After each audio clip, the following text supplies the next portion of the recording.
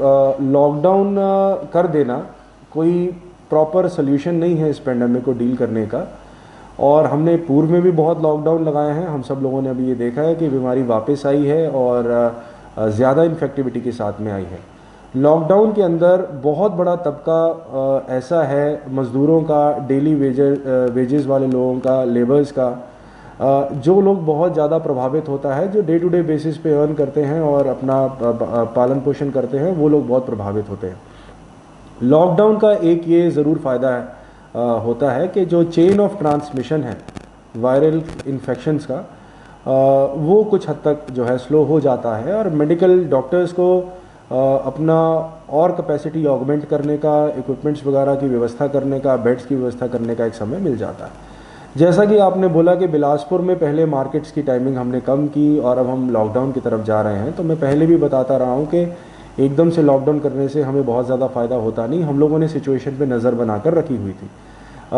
शुरू में 300-400 मरीज़ पर डे हमारे पास में आते रहे और इन्फेक्शन कुछ हद तक बिलासपुर में नियंत्रित जो थी, तो लॉकडाउन की आवश्यकता नहीं थी।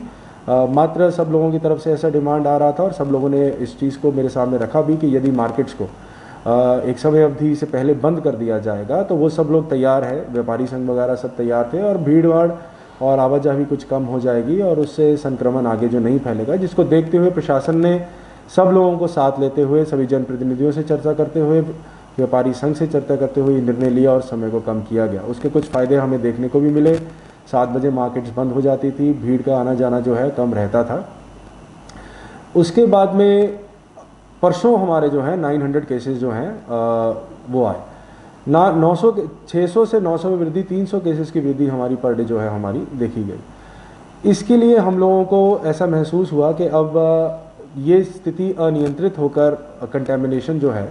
वो बहुत ज़्यादा एकदम से फैल ना जाए और हॉस्पिटल के बेड्स हमारे ओवरफ्लो ना करने लग जाए। इस तरह इस चेन को अभी पॉज करना और इन्फेक्टिविटी को रोकना अब बिल्कुल अनिवार्य हो गया है और इसके लिए कंप्लीट लॉकडाउन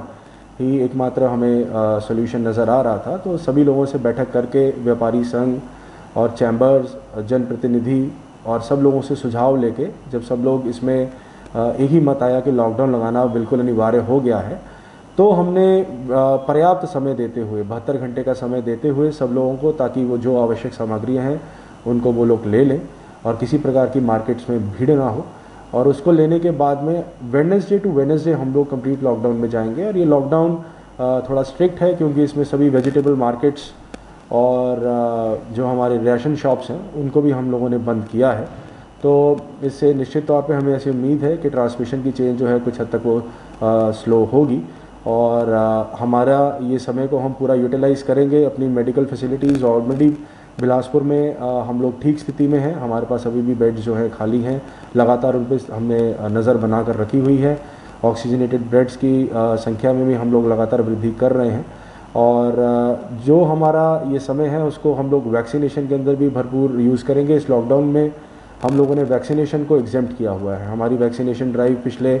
10 दिनों से बहुत अच्छी चल रही है। ज़िले में लगभग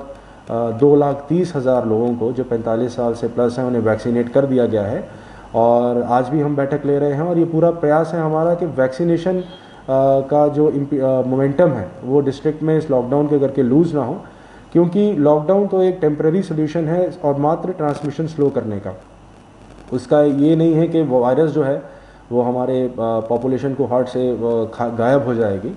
लेकिन अगर हम लोग वैक्सीनेशन सब लोगों का कर दें तो निश्चित तौर पे एंटीबॉडीज़ लेवल जब कम्युनिटी लेवल पे बन जाएंगे तो इस वायरस का ट्रांसमिशन ऑटोमेटिकली रुक जाएगा और वैक्सीनेशन के बाद जो सीवियर इलनेस है, डिजीज़ जो एक बहुत गंभीर फॉर्म में आता है, जो घातक भी हो सकता है, उसकी भी प्रोबेबिलिटी बहुत कम हो जाती है। प्रॉपरली वैक्सीनेटेड आदमी को फिटेलिटी या उसकी मृत्यु हो उसकी संभावना भी बहुत कम हो जाती है। तो हमारा पूरा बिलासपुर प्रशासन का अभी यही स्ट्रेटजी है कि अभी हम 8 दिन कंप्लीट लॉकडाउन में जाएंगे और इस समय अवधि का भरपूर फ़ायदा उठाते हुए जो हमारे 45 ईयर प्लस अभी फ़िलहाल क्राइटेरिया में गवर्नमेंट ऑफ इंडिया के सेट हैं उनको 100% हम लोग प्रयास कर रहे हैं कि सब लोगों को वैक्सीन क्षेत्र में कहाँ पर ऐसे लोग जो घुमंतु हैं, बेघर हैं, वो हैं और वहाँ पर हम लोग सुनिश्चित करेंगे कि विभिन्न सामाजिक संगठनों के माध्यम से